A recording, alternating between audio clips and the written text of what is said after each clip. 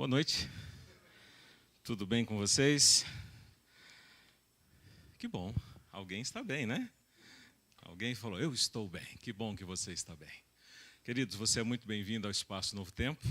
Aqui o programa Start deste domingo e do domingo que vem. Nós vamos tratar de duas lições importantes extraídas do episódio de Jesus na região de Gadara. Sabe, você que está assistindo aí também pelo Facebook, pelo YouTube, bem-vindo, Deus abençoe você. Que juntos possamos aqui refletir na palavra de Deus do que pode um episódio tenebroso como aquele trazer de lições importantes para a minha e para a sua vida. Gadara era uma cidade pequena que foi palco de muitas disputas desde 200 anos antes de Cristo. Nós vimos que por várias vezes Gadara e toda aquela região de Decápolis, que eram 10 cidades enfileiradas, elas se tornaram independentes. Com a revolta dos Macabeus, tentaram trazê-la de volta para o povo judeu, mas depois Herodes, em 4 a.C., tornou Gadara independente de novo.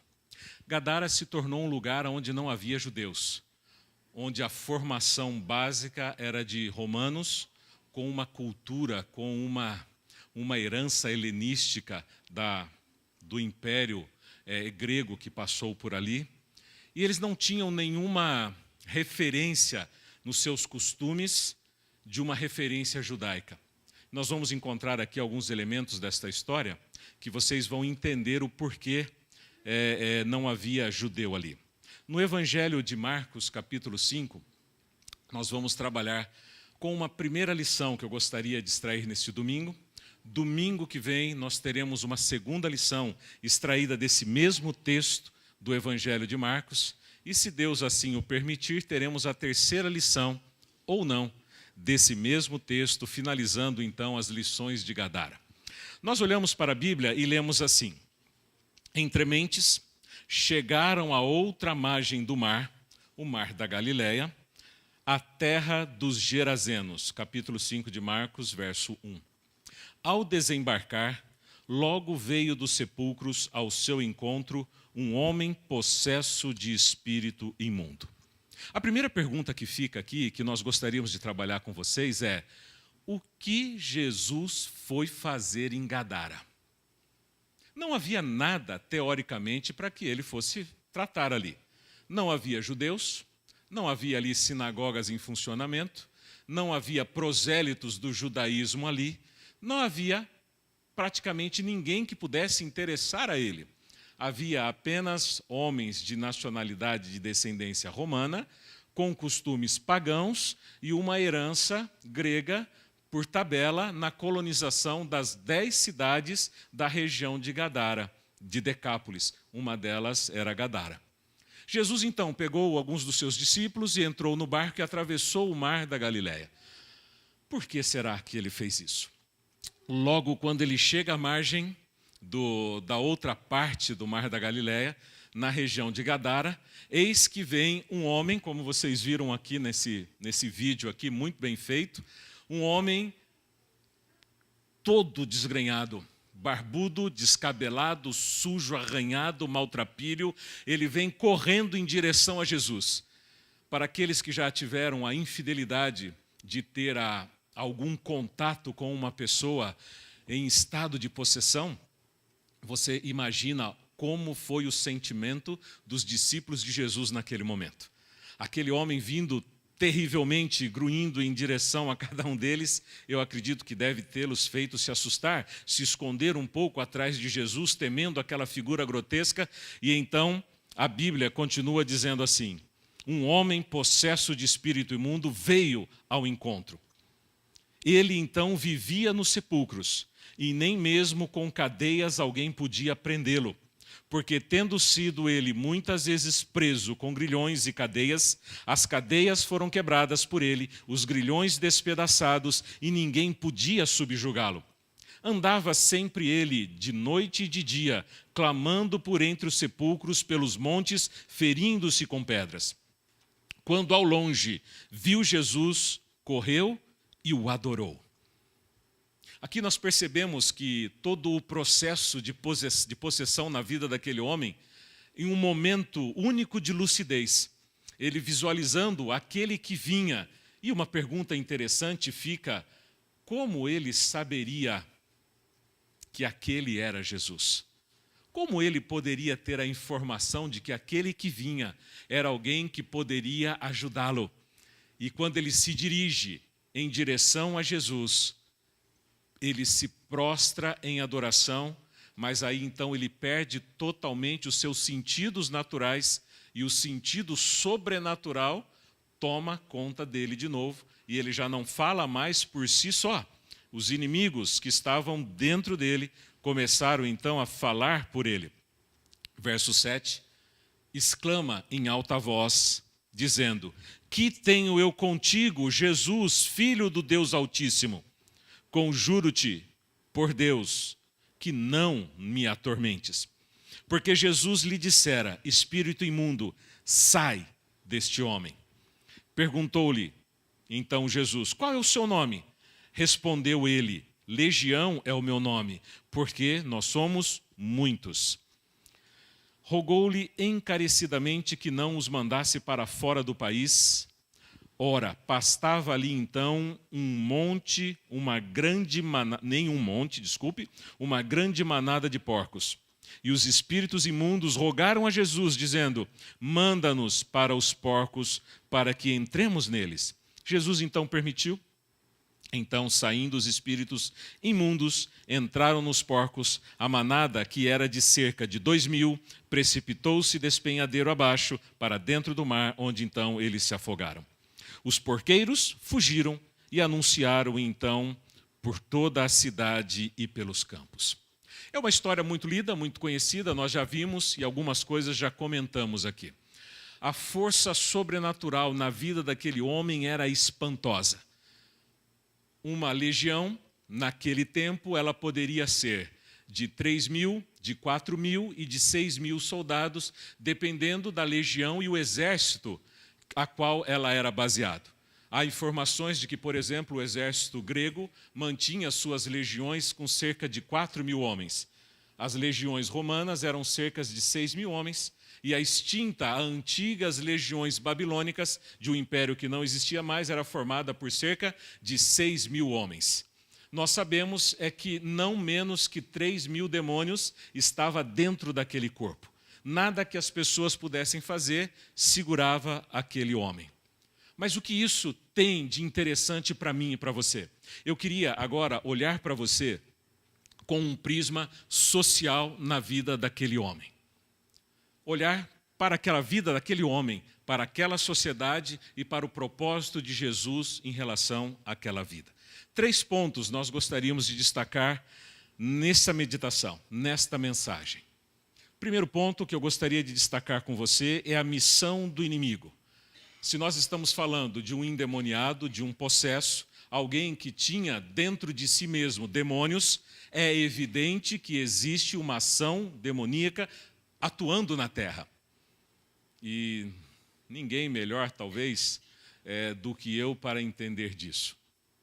Eu confessei para vocês que por muito tempo da minha vida eu não cria em Deus.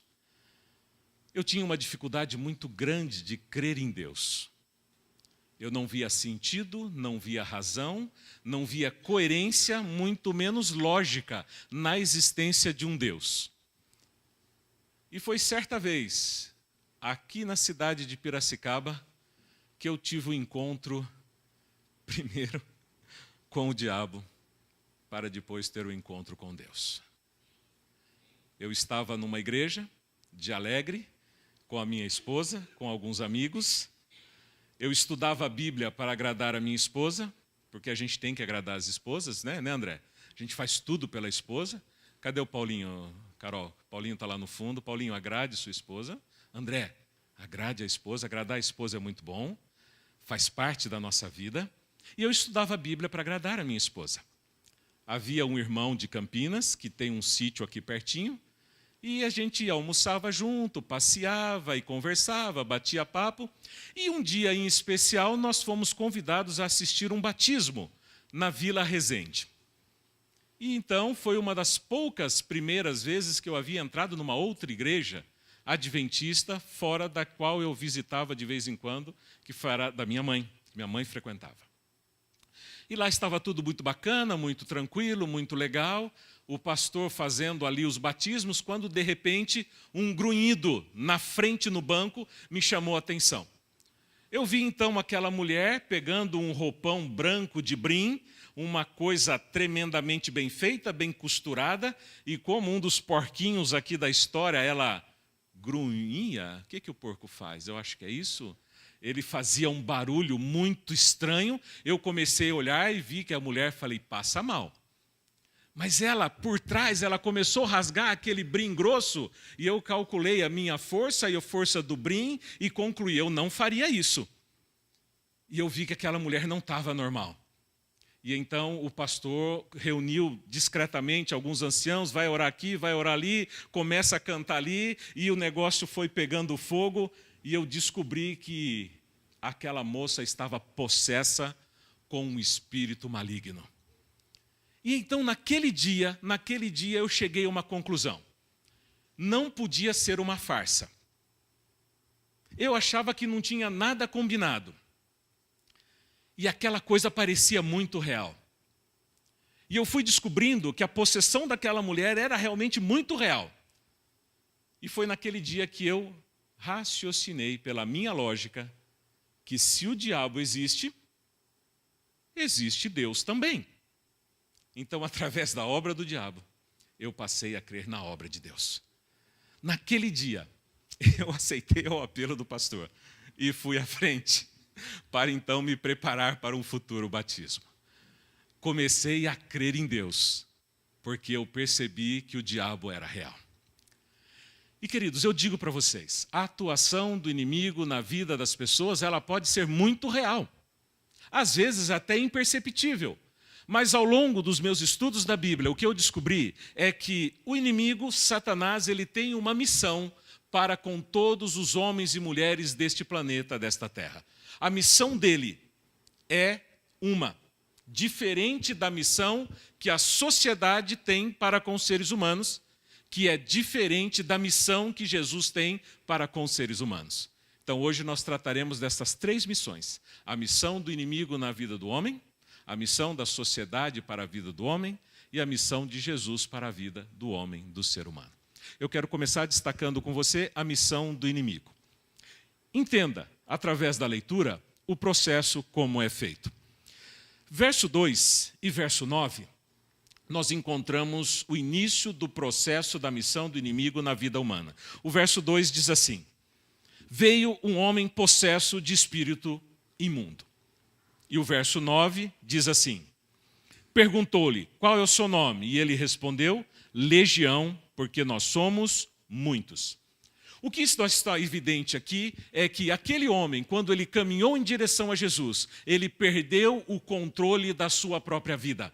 Ele não pôde falar o que ele queria, não pôde fazer o que ele desejava, e ele estancou no momento em que os demônios acharam que eles deveriam parar. Ou seja, a missão do inimigo é controlar a mente dos homens e das mulheres desta terra. Ele não começa com coisas espalhafatosas, ele começa com algo muito sutil e muitas vezes imperceptível. Ele começa tentando dominar a mente das pessoas. E uma vez Satanás tendo conseguido dominar a mente das pessoas, e entenda, querido, que quando o inimigo domina a mente humana, propriamente essa pessoa não está fazendo loucuras e atos insanos. Ela pode estar vivendo normalmente como eu e você, mas com a mente dominada para o mal. Vem o segundo passo da missão do inimigo, que é o verso 2 e o verso 3 nos diz que aquele homem morava entre os sepulcros, ele vivia entre pessoas que haviam sido mortas, estavam enterradas, embalsamadas, enroladas. Nós concluímos que a missão do inimigo, ao dominar a mente do homem e da mulher, é começar a arrastar essas pessoas para a impureza. E existem muitas formas de impureza nos dias de hoje. O primeiro passo que o inimigo faz ao dominar uma mente é tirar a mente do homem de Cristo e colocar a mente em muitas coisas impuras deste mundo. E nós sabemos que existem tantas impurezas neste mundo. Nós poderíamos classificar várias delas dos dias modernos, como, por exemplo, o cristão que detém a sua mente em coisas pornográficas, ilícitas, sensuais. A frequência e a vivência em ambientes que são degradantes, que são incompatíveis com uma vida cristã. Mas por que vamos nesses lugares? Por que fazemos estas coisas? Por que olhamos certas coisas? Por que nos demoramos em contemplar coisas que muitas vezes não são agradáveis a Deus? Porque o processo do inimigo já começou na nossa mente. E uma vez, tendo dominado nossa mente, ele arrasta o coração do homem para as impurezas dessa vida, seja ela de qualquer forma. E uma vez o homem e a mulher vivendo uma vida de impureza, seja no seu relacionamento pessoal, profissional, matrimonial, social, seja ele qual for, existe um outro passo em que as pessoas são acometidas. O verso 3 diz assim: ele vivia nos sepulcros e ninguém podia prendê-lo. Já o verso 4 diz assim: porque tendo sido ele muitas vezes preso com grilhões e cadeias, essas cadeias eram quebradas por ele, os grilhões despedaçados e ninguém podia subjugá-lo. A figura de um homem violento. O inimigo domina a mente, arrasta a pessoa para a impureza e automaticamente essa pessoa passa a se tornar uma pessoa violenta. Uma pessoa violenta no proceder, uma pessoa violenta no falar, uma pessoa violenta no agir. Sabe, eu conversando com uma jovem na porta de uma igreja, ela me perguntou, mas por que o senhor incentiva tanto a gente ir para acampamento de verão no período de carnaval? Eu disse, porque eu tenho medo de sair à rua. Naturalmente eu tenho medo de sair à rua. Hoje você não pode acreditar que uma simples fechada termine tudo bem. As pessoas espancam, as pessoas batem, as pessoas matam, as pessoas perseguem, as pessoas estão violentas. Uma fechada, uma fila que você pega no banco, um olhar atravessado, algo que você faz, é passivo de gerar violência onde quer que você esteja. Maridos que agridem suas esposas, esposas que agridem seus maridos, pais que espancam seus filhos, filhos que espancam os pais, amigos da escola que violentam os seus colegas com bullying, agressões e pressões e opressões e tudo mais. O mundo está um mundo violento. A violência nunca esteve tão grande quanto esteve nos últimos dias. Embora a sociedade diga, nós estamos avançando, a evolução está tornando o homem um homem melhor, e nós vemos o homem se tornando cada vez pior. Uma vez a mente tendo sido dominada pelo inimigo, o homem detém os seus olhares em coisas que não são boas. A sensualidade aumenta, a promiscuidade aumenta. Antigamente, crianças participavam de concursos de musiquinhas. Hoje já são concursos com biquínis e rebolados e coisas tais, tudo voltado para a sensualidade, para a impureza. E uma vez o homem tendo se tornado impuro, ele também se torna violento, agressivo, verbalmente. E então a missão do inimigo, queridos, é essa. É tornar as pessoas violentas. E não para por aí. Ainda o inimigo, pela sua missão, ele faz uma quarta coisa no verso 5. Andava sempre ele de noite e de dia, clamando por entre os sepulcros e pelos mortos, ferindo-se com pedras. O que é aqui, senão uma figura perturbada? Um homem que anda de dia e de noite sem sossego. Uma pessoa que não tem paz de espírito. Uma pessoa que não tem uma tranquilidade na sua vida. Uma pessoa que não sabe o que é dormir bem, não sabe o que é acordar bem. É uma pessoa que está constantemente perturbada. A sua mente não descansa, a sua mente trabalha excessivamente, a sua mente não raciocina, a sua mente não calcula. É uma pessoa perturbada. E às vezes nós falamos assim, nossa, fulano é muito perturbado, Beltrana é muito perturbada. Nós atribuímos esta perturbação a um processo simples da mente, mas muitas vezes é um processo espiritual na vida da pessoa. As pessoas às vezes têm dificuldade de ter paz no coração. Por que será que muitas pessoas são assim? Elas leem o que não deveriam ler, assistem o que não deveriam assistir, frequentam lugares que não deveriam frequentar, comem daquilo que não deveriam comer, se relacionam com pessoas que não deveriam se relacionar. A sua mente é focada em outras coisas que não sejam em coisas boas. e depois não quer ter uma vida perturbada. Você compreende que a missão do inimigo é destruir a sociedade através de uma influência negativa no agir, no pensar, no falar e no proceder. O inimigo ele não tem nenhuma ideia boa para mim e para você. O plano dele na vida do ser humano é totalmente contrário do plano que Deus tem para nós. Quando Jesus olhou para este mundo, fazendo um contraste entre o seu ministério e o ministério de Satanás, ele disse o seguinte, João 10:10, olha, o ladrão, Satanás, o inimigo, ele veio somente para roubar, para matar e para destruir. Ele veio para roubar sonhos e planos. Ele veio para matar o ânimo, a alegria e a felicidade das pessoas. E ele veio para destruir espiritualmente corações de homens e mulheres deste planeta. Esta é a missão do inimigo. E nós paramos e pensamos, ok, o inimigo atua realmente na face da terra. E a sociedade? O que a sociedade pode fazer por mim e por você? Vamos pensar na missão da sociedade agora. Já falamos um pouquinho da missão do inimigo, falaremos um pouquinho da missão da sociedade agora. Vamos pensar. A sociedade, no primeiro momento em que aquele homem se tornou um problema, a missão dela foi se livrar do problema. O que eles fizeram? O próprio livro diz, afastou aquele homem do convívio social. Ele é um problema. No lugar de eu gastar o meu dinheiro, o meu empenho, o meu tempo com o problema, eu pego o problema e faço o que com ele? Coloco lá, no sepulcro, no cemitério. Afinal de contas, talvez a verba pública estivesse baixa para tratar daquele homem, talvez a vontade política não existisse, talvez o Rotary Club da sua época não tivesse interesse em cuidar socialmente daquele homem, talvez a igreja em questão estivesse ocupada demais com a sua liturgia, com os seus programas, com os seus momentos internos da igreja, que esqueceu do elemento externo ser humano que estava sofrendo lá fora, e a igreja perde o propósito quando se preocupa com os de dentro apenas e esquece aqueles de fora.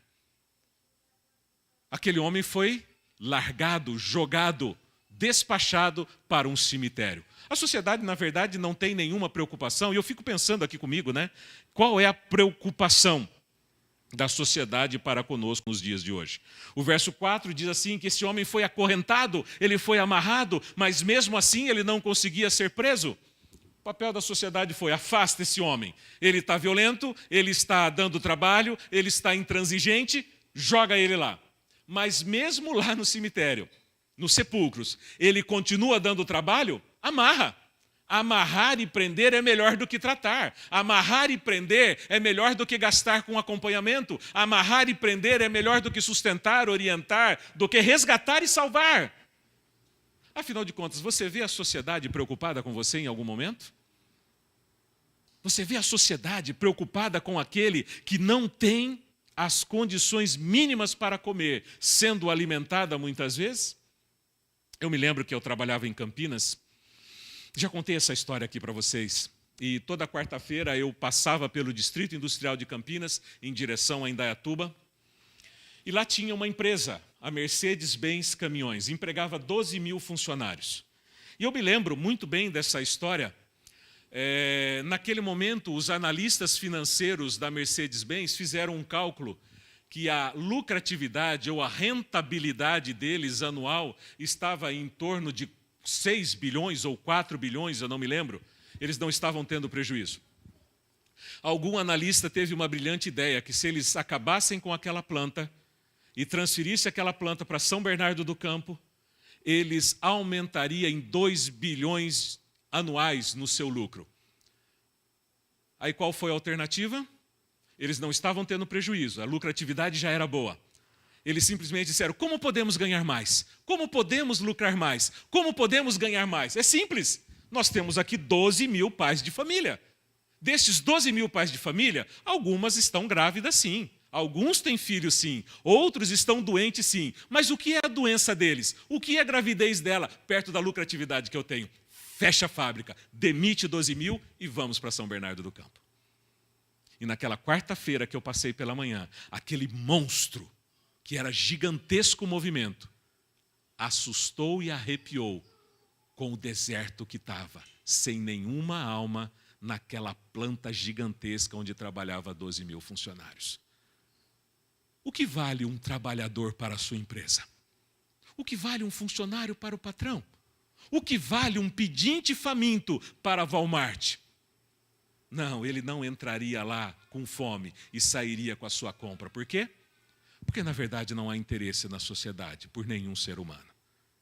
É melhor pegar você, colocar você lá longe e resolver o problema visual da minha vida. A sociedade não tem preocupação com o indivíduo. A sociedade não tem preocupação com o homem. A sociedade, olha aqui a história, o que diz. A sociedade olha para você e coloca um valor, mensura você e sua vida em termos monetários. Jesus mandou que aquele homem fosse liberto. Aquele homem foi liberto. E na semana que vem eu vou falar dos pedidos que foram feitos na relação do homem e Deus, na relação do endemoniado e Deus, na relação do próprio demônio com Deus. É o tema que eu vou tratar na semana que vem. Mas aqueles homens, aqueles demônios foram para os porcos se precipitaram para a água, morreram afogados, e os donos dos porcos, ao verem o prejuízo, pediram para Jesus sair dali. Ok, eram 2.000 porcos. 2.000 porcos, era bastante, eu não sei quanto vale um porco, mas era bastante.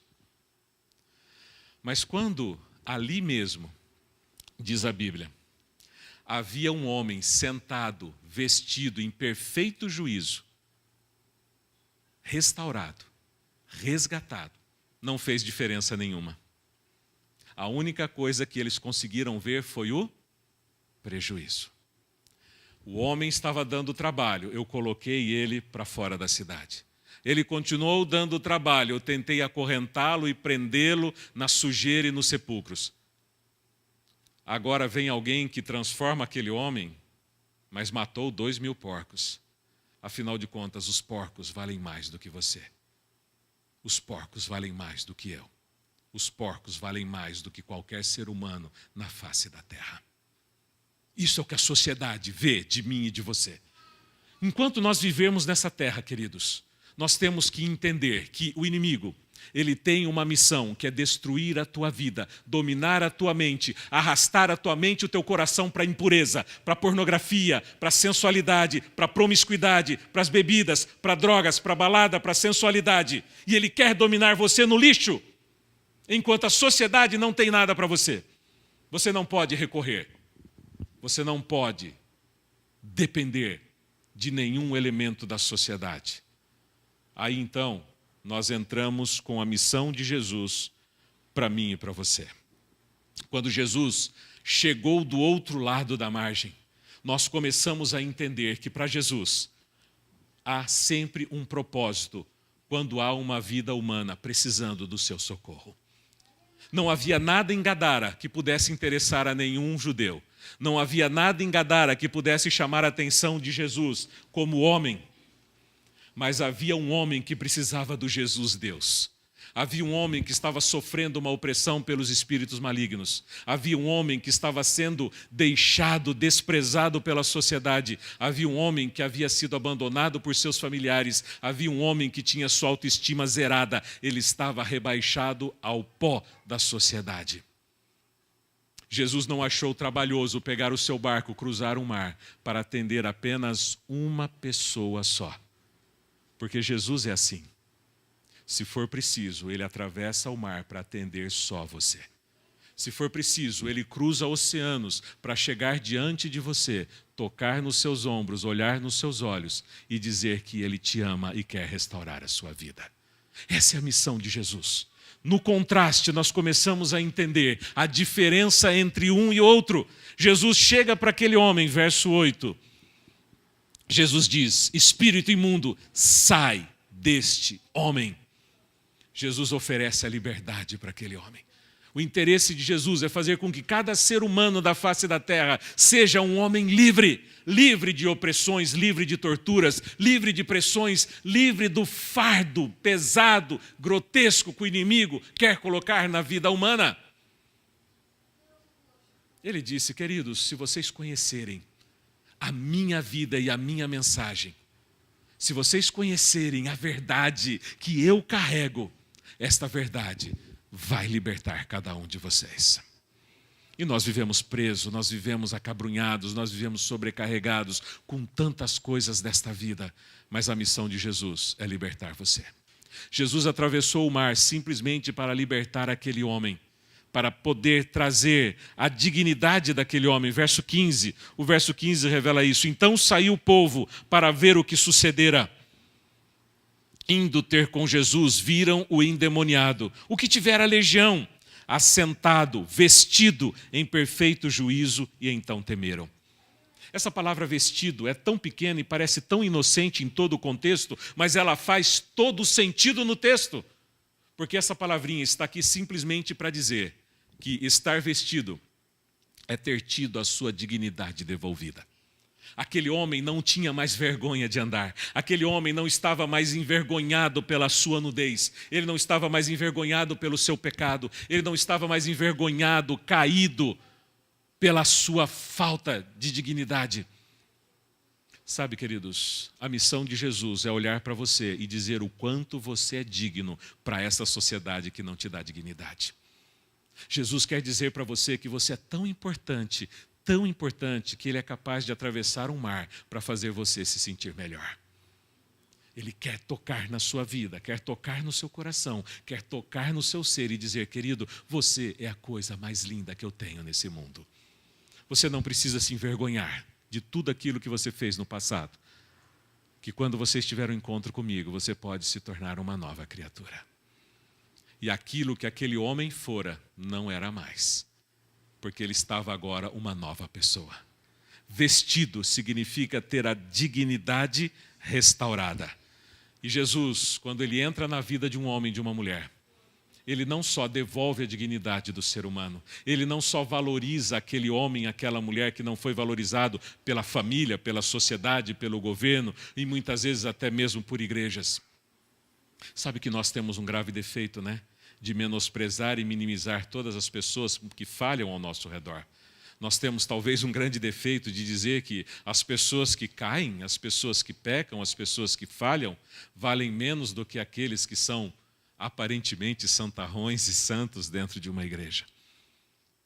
Jesus ele quer dizer para todas as pessoas que um dia falharam, que um dia caíram, que um dia vacilaram. Ele quer dizer, filho, você pode ser digno como qualquer outra pessoa na face da terra. Porque para Deus não importa o passado. O que importa é o que aquela pessoa se tornou naquele momento que teve o encontro com Cristo Jesus. Não importa quantos demônios aquele homem teve. O que importa é que agora ele tinha uma vida restaurada. E quando Jesus restaura uma vida, ele enche aquela vida de propósito. O cristão, ele precisa viver uma vida com propósito, porque nós não podemos ser homens e mulheres sem propósitos nessa vida. Aquela manada de porcos que estava ali, pastando, comendo, chafurdando na lama e no barro, eles não tinham propósito na vida a não ser levado para o matadouro num período curto da sua vida.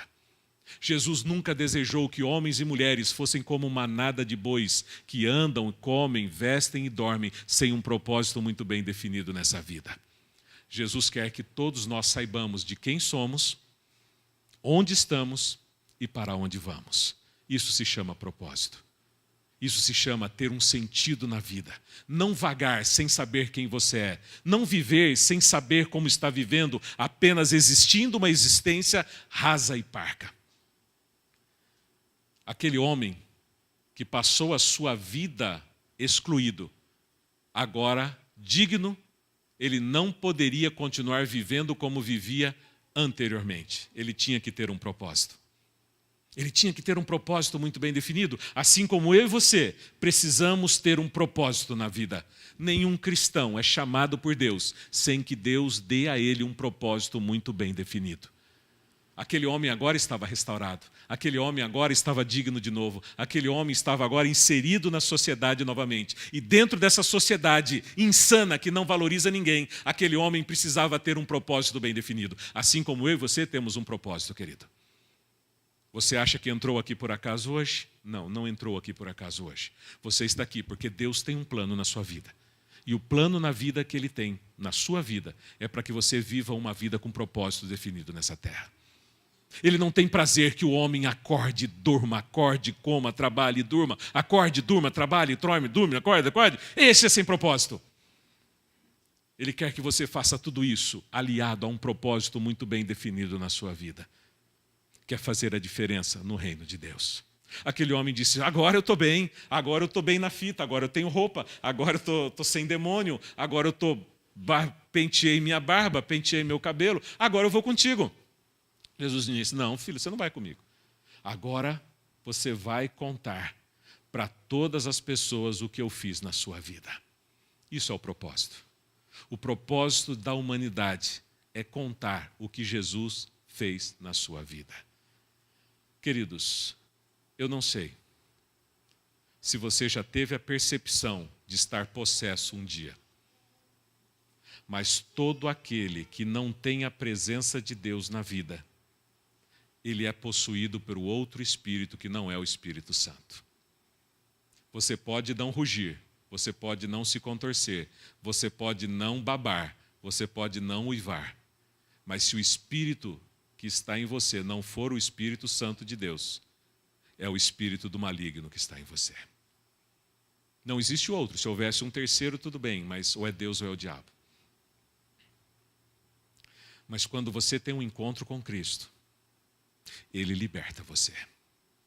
E quando Ele liberta você, não importa o quanto você falhou no passado, não importa o quanto você errou na sua vida, não importa o quão baixo você desceu na história da tua vida, você se tornará digno novamente aos olhos de Cristo Jesus. Mas o que você não pode é ter sido resgatado por Ele, ter tido a dignidade devolvida por Ele, você viver nessa vida sem propósito. Jesus encontrou-se com você? Jesus tocou o seu coração? Jesus te devolveu a dignidade? Jesus olhou nos teus olhos e disse, filho, o teu passado não importa mais. Agora você é uma nova criatura. Agora você é um novo homem. Agora você é uma nova mulher. Agora você é a coisa mais linda que eu criei na face da terra. Agora vá e conte para as pessoas o que eu fiz na sua vida. Isso é o propósito que Deus deu para você e para mim. Nós não podemos passar um dia da nossa vida sem dizer para alguém o que Jesus fez na minha vida e como Ele devolveu a minha dignidade, como Ele me resgatou, como Ele me libertou, como Ele me amparou e agora me comissionou com um propósito na minha vida. Esse é o propósito, essa é a missão de Jesus. É uma vida com propósito. É você viver não simplesmente pela vida deste mundo, mas é você viver para dizer para as pessoas o que este Deus, o único que verdadeiramente se importa com você, fez na sua vida. Você pode ter pessoas que te amam, mas eu não acredito que seja um amor a ponto de dar a vida por você. O amor de Cristo, Ele foi além. Ele deu a vida, Ele derramou o sangue, porque o amor dEle é grandioso, o amor dEle é verdadeiro, o amor dEle é poderoso. E Ele te ama tanto, que deu a vida no seu lugar, para te salvar, para te redimir, para te elevar, para te dignificar. E agora que você é restaurado, viva com propósito.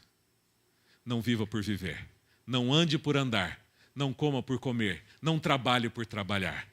Faça tudo isso para dizer para as pessoas o que Jesus fez na sua vida e como Ele te restaurou, te levantou e te comissionou para dizer que Ele te ama e que quando Ele voltar, Ele vai querer ver pessoas que você, querido, ajudou a salvar, porque você mostrou para eles o que Cristo Jesus pode fazer numa vida.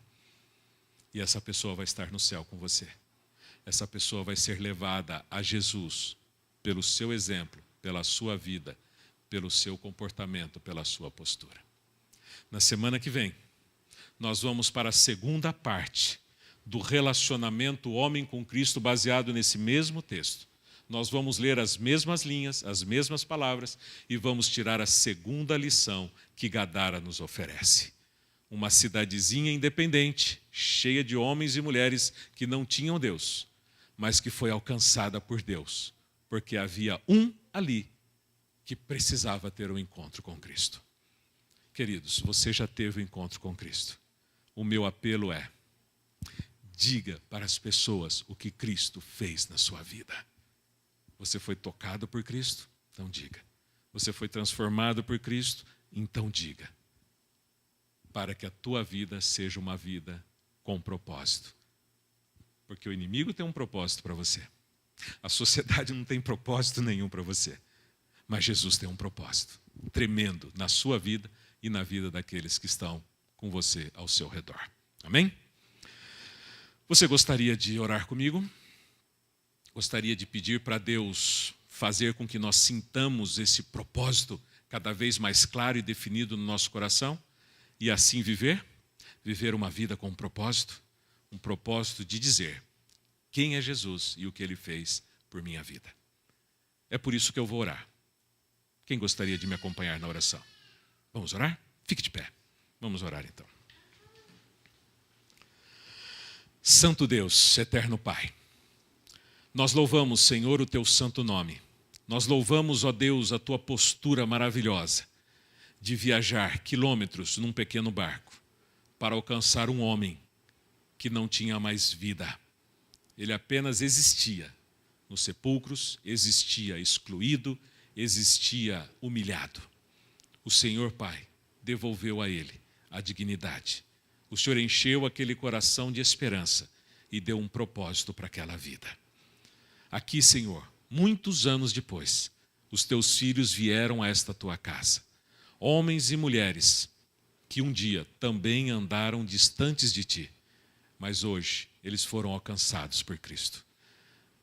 Tiveram a sua dignidade restaurada. Hoje eles são criaturas amadas por ti e pelo céu. Mas neste momento, nós pedimos, ó Pai, que o Senhor encha estas vidas com o propósito de Cristo Jesus.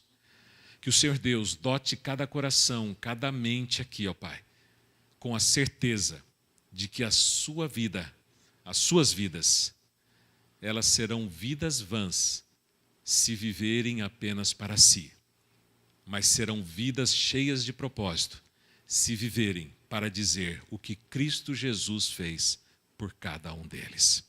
Ajude-os, Pai. Ajude-os a cumprir este propósito no trabalho.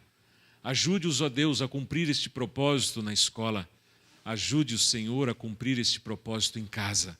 Ajude o Senhor a cumprir este propósito nos momentos de lazer, em qualquer momento de nossas vidas, que nós possamos, Pai, testemunhar do que Cristo Jesus fez em nossas vidas e o que Ele pode fazer na vida daqueles que estão ao nosso redor. Dote-os, ó Pai, desta certeza, enche esses corações com esta esperança e ajude-nos, ó Deus, a viver este propósito. Em nome de Jesus nós oramos.